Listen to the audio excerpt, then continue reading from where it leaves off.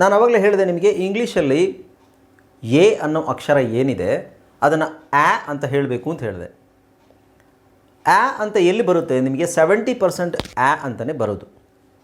Okay, 70%, ಶೇಕಡ 70 ಪದಗಳು, 70ರಷ್ಟು ಪದಗಳು. ಇಂಗ್ಲೀಷಲ್ಲಿ ಎಷ್ಟು ಪದಗಳಿದೆಯೋ ಎಲ್ಲ ಆ ಅಂತಲೇ ಜಾಸ್ತಿ ಬರುತ್ತೆ. ಆದರೆ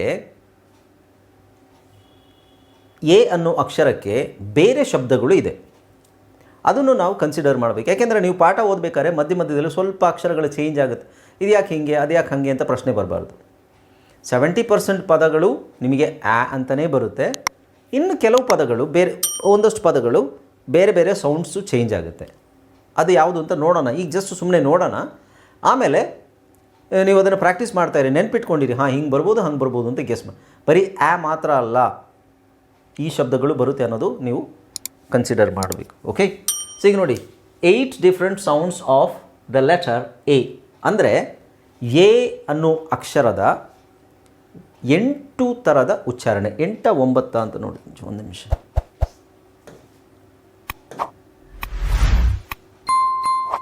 ಹಾಂ, 8. ಓಕೆ, ಎ ಅನ್ನೋ ಅಕ್ಷರ 8 ಥರದ. ಹಾಯ್ ಫ್ರೆಂಡ್ಸ್, ಇದೊಂದು ವಿಶೇಷ ಸೂಚನೆ. ನಮ್ಮಲ್ಲಿ ಇದೀಗ ಆನ್ಲೈನ್ ಸ್ಪೋಕನ್ ಇಂಗ್ಲಿಷ್ ಕೋರ್ಸ್ನ ಹೊಸ ಬ್ಯಾಚ್ ಶುರುವಾಗಿದೆ. ನೀವು ಇನ್ಮೇಲೆ ಮನೆಯಲ್ಲೇ ಕೂತ್ಕೊಂಡು ಯಾವುದೇ ಟೆನ್ಷನ್ ಇಲ್ಲದೆ ಇಂಗ್ಲಿಷ್ ಮಾತಾಡೋದನ್ನ ಕಲಿಯಬಹುದು. ಸ್ನೇಹಿತರೆ, ಸ್ಪೋಕನ್ ಇಂಗ್ಲಿಷ್ ಮಾತ್ರ ಅಲ್ಲ, ನಿಮಗೆ ಇಂಗ್ಲಿಷ್ನ ಓದಲಿಕ್ಕೆ ಬರಲಿಕ್ಕೆ ಬರಲ್ಲ ಅಂತ ಇಟ್ಕೊಳ್ಳಿ. ಈಗ ಬರೀ ನಿಮಗೆ ಎಬಿಸಿಡಿ ಮಾತ್ರ ಗೊತ್ತು, ಅಥವಾ ಎಬಿಸಿಡಿ ಓದಿಲ್ಲ ಅಂತ ಇಟ್ಕೊಳ್ಳಿ. ಸೊ ಎಬಿಸಿಡಿ ಓದಿಲ್ಲ ಅಂತ ನಾವು ನಿಮಗೆ ಇಂಗ್ಲಿಷ್ನ ಬೇಸಿಕ್ ಇಂದಾನೆ ಓದಲಿಕ್ಕೆ ಮತ್ತೆ ಬರಲಿಕ್ಕೆ ಸಹ ಹೇಳ್ಕೊಡ್ತೀವಿ. ಸ್ನೇಹಿತರೆ, ಈ ಕೋರ್ಸ್ನ ಚಿಕ್ಕ ಮಕ್ಕಳನ್ನು ಹೊರತುಪಡಿಸಿ ಬೇರೆ ಯಾರು ಬೇಕಾದ್ರೆ ಈ ಕೋರ್ಸ್ಗೆ ಜಾಯ್ನ್ ಆಗಬಹುದು. ನಿಮ್ಮ ಕೆಲವು ಸ್ನೇಹಿತರೆ ತಡ ಯಾಕೆ ಈ ಸ್ಪೋಕನ್ ಇಂಗ್ಲಿಷ್ ಕೋರ್ಸ್ ಮತ್ತು English basic reading and writing ಕೋರ್ಸ್ನ ಜಾಯ್ನ್ ಆಗಬೇಕು ಅಂತ ಆಸಕ್ತಿ ಇರೋರು ಈ ಕೂಡಲೇ ನಿಮ್ಮ ಫೋನ್ ತೆಗೆದುಕೊಳ್ಳಿ ಹಾಗೂ ಇಲ್ಲಿ ಬರ್ತಿರುವಂತಹ ನಂಬರ್ಗೆ ಅಥವಾ ಕೆಳಗಡೆ ಬರ್ತಾ ಇರುವಂತಹ ನಂಬರ್ಗೆ ನೀವು ಕರೆ ಮಾಡತಕ್ಕದ್ದು ಅಥವಾ ವಾಟ್ಸ್ಆ್ಯಪ್ನಲ್ಲಿ ಸಂಪರ್ಕಿಸಿ ನಿಮ್ಮ ಹೆಸರನ್ನು ರಿಜಿಸ್ಟರ್ ಮಾಡಿಕೊಳ್ಳಿ. ಸೌಂಡ್ ಮಾಡುತ್ತೆ. ಓಕೆನಾ? ಫಸ್ಟ್ ನಾನು ಹೇಳಿದ್ದು ನಿಮಗೆ ಆ. ಏನು? ಫಸ್ಟ್ ಆ ಅಂತಲೇ ಸೌಂಡ್ ಬರುತ್ತೆ. ಆ.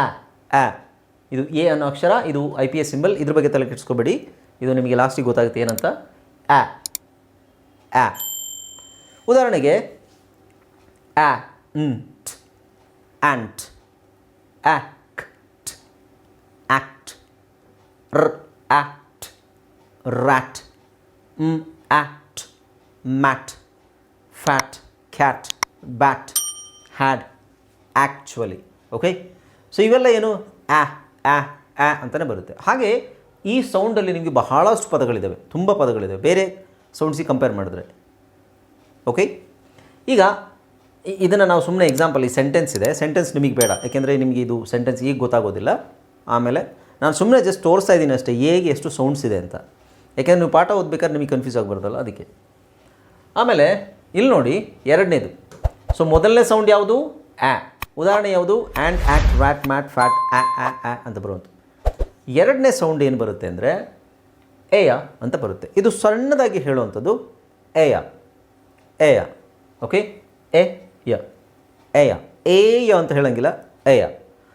ಇದು ಈಗ ನಿಮಗೆ ಗೊತ್ತಾಗಲಿಕ್ಕಿಲ್ಲ, ಸುಮಾರು ಪ್ರಾಕ್ಟೀಸ್ ಮಾಡಿದ ನಂತರ ಈ ಶಬ್ದ ನಿಮಗೆ ಕಿವಿಗೆ ಕರೆಕ್ಟಾಗಿ ಕೇಳಿಸುತ್ತೆ.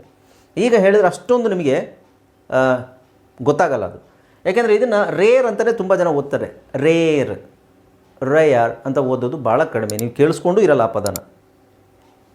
ಇದನ್ನು ನಾವು RARE ಅಂತ ಹೇಳ್ತೀವಲ್ಲ, ರೇರ್, RARE.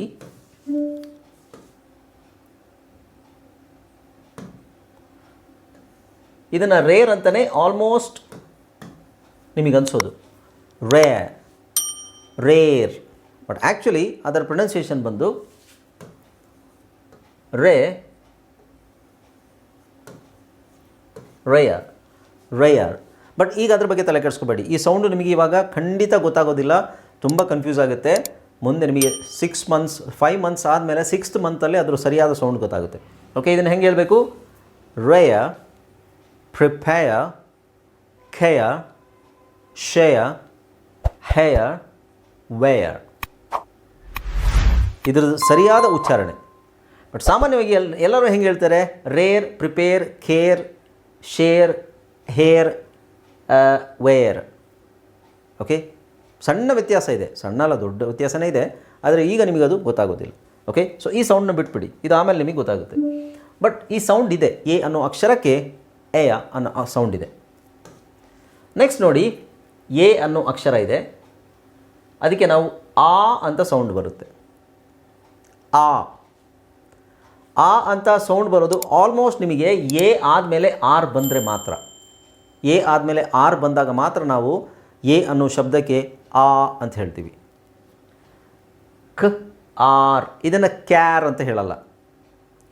ಕ್ ಆರ್ ಖಾರ್, ಬ ಆರ್ ಬಾರ್, ಸ್ಟ್ ಆರ್ ಸ್ಟಾರ್, ಫ್ ಆದರ್ ಫಾದರ್.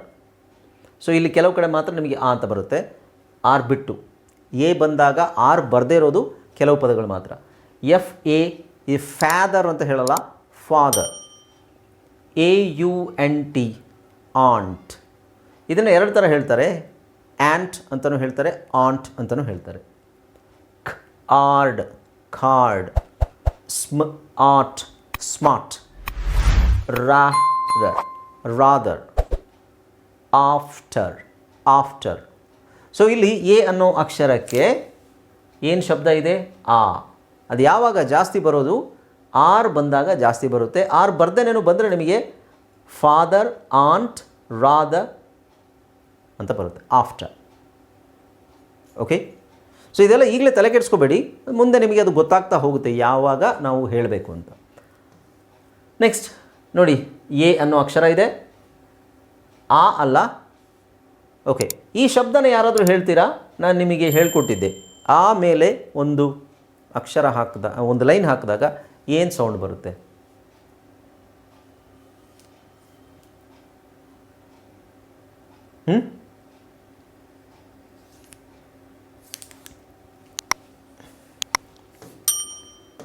ಮೈಕ್ ಆಫ್ ಆಗಿದೆಯಾ ಅಂತ.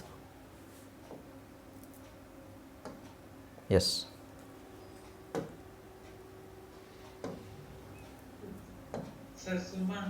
ಹಾಂ, ಕಮ್ ಅಗೇನ್, ಇನ್ನೊಂದು ಸಲ. ಆ, ಎಸ್, ಗುಡ್. ಅಷ್ಟೇ.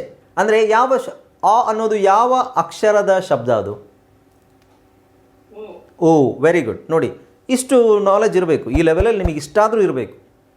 ಆ ಅನ್ನೋ ಶಬ್ದ ನಾನು ಯಾವ ಸೌಂಡಲ್ಲಿ ಹೇಳಿದೆ? ಓ ಅಲ್ವಾ? ಓಕೆ, ಈಗ ಹಾಗೆ ಇಲ್ಲಿ ನಾವು ನೋಡಿ ಎಚ್ ಎ ಇದೆ, ಎಚ್ ಎ ಇದೆ, ರೈಟ್? ನಾನು ಸ್ವಲ್ಪ ಝೂಮ್ ಮಾಡ್ತೀನಿ ಬೇಕಾದರೆ. ಎಚ್ ಎ ಇದೆ. ಹ್ಯಾ ಅಂತ ಹೇಳೋಕ್ಕಾಗಲ್ಲ. ಬರೀ ಸಿಂಗಲ್ ಎಲ್ಲಿದ್ದರೆ ನೀವು ಹ್ಯಾ ಅಂತ ಹೇಳ್ಬೋದು, ಹ್ಯಾಲ್. ಬಟ್ ಡಬಲ್ ಎಲ್ಲಿದೆ, ಹಾಗಾಗಿ ನಾವು ಅದನ್ನು ಹಾಲ್. ಇದು ಖಾಲ್. ಇದು ಮಾಲ್. ಇದು ವಾಲ್.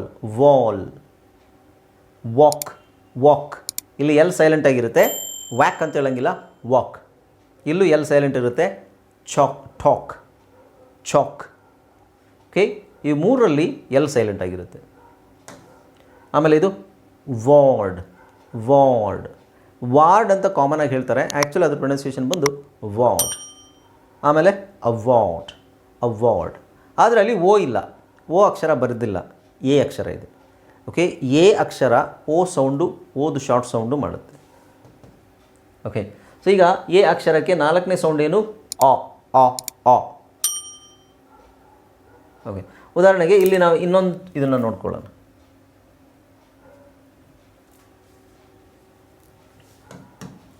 ಇಲ್ಲಿ ನೋಡಿ, ಒಂದು ವೇಳೆ ಇಲ್ಲಿ ಡಬಲ್ ಎಲ್ ಇರೋದ್ರಿಂದ ನಾವಿದನ್ನು ಎ ಸೌಂಡನ್ನು ಆ ಅಂತ ಹೇಳಬೇಕು.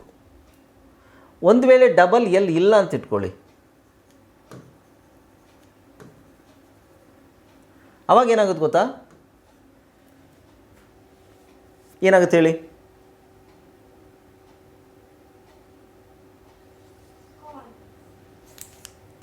ಕಾಲ್ ಹೆಂಗಾಗುತ್ತೆ? ಕಾಲ್ ಡಬಲ್ ಎಲ್ ಇದ್ದರೆ ಕಾಲ್ ಆಗುತ್ತೆ ಅಂತ ಹೇಳ್ತಾ ಇರೋದು ನಾನು. ಹಾಂ, ಕ್ಯಾಲ್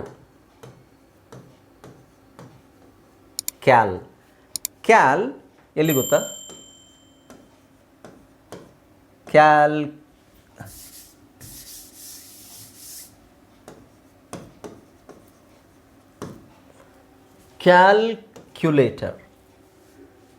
ಕ್ಯಾಲ್ಕ್ಯುಲೇಟರ್ ಅಥವಾ ಕ್ಯಾಲ್ಕ್ಯುಲೇಷನ್. ಇಲ್ಲಿ ಬರೀ ಸಿ ಎ ಎಲ್ ಇದೆ. ಒಂದು ವೇಳೆ ಸಿ ಎ ಡಬಲ್ ಎಲ್ ಇದ್ದರೆ ಅದು ಕಾಲ್. ಸೊ ಡಬಲ್ ಎಲ್ ಅಥವಾ ಬರೀ ಎ ಡಬಲ್ ಎಲ್ ಆಲ್. ಅದೇ ಥರ wall, mall, tall. Okay, so ಇದ್ರ ಬಗ್ಗೆ ಜಸ್ಟ್ ಈಗ ತಲೆ ಕೆಡಿಸ್ಕೊಬೇಡಿ, ತುಂಬ ತಲೆಗೆ ಇದು ಮಾಡ್ಕೋಬೇಡಿ, ಟೆನ್ಷನ್ ತೊಗೋಬೇಡಿ. ಹೋಗ್ತಾ ಹೋಗ್ತಾ ನಿಮಗದು ಗೊತ್ತಾಗುತ್ತೆ.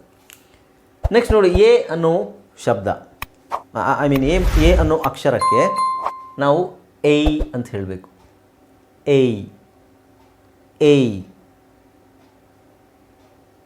ಉದಾಹರಣೆಗೆ say, ray, pay, may, able, table, cable, fable, hate, mate, rate, fate, skate, A ಅಂತ ಸೌಂಡ್ ಬರ್ತಾ ಇದೆಯಲ್ವಾ ಅಲ್ವಾ? ಅದಕ್ಕೂ ಏಯ್ ಅಂತ ಹೇಳಬೇಕು ನಾವು, ಏಯ್. ಓಕೆ, ಆಮೇಲೆ 6ನೇ ಸೌಂಡ್ ನೋಡಿ, ಎ, ಸಣ್ಣದಾಗಿ ಎ. ಇದು ಏಯ್, ಇಲ್ಲಿ ಬರೀ ಎ ಇದೆ. ಎ ಬರುವಂಥದ್ದು ಯಾವುದು?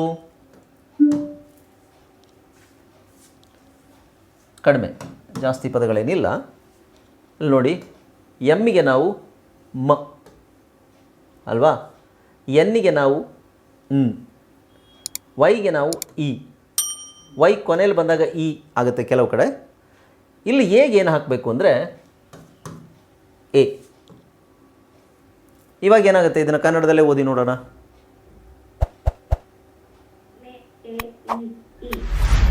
ಏನು? ಮೆನಿ.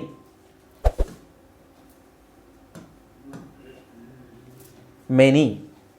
ಆದರೆ ಇನ್ನೊಂದು ವಿಚಿತ್ರ ಏನು ನೋಡಿ, ಇದೇನಿದು? ಮ್ಯಾನ್.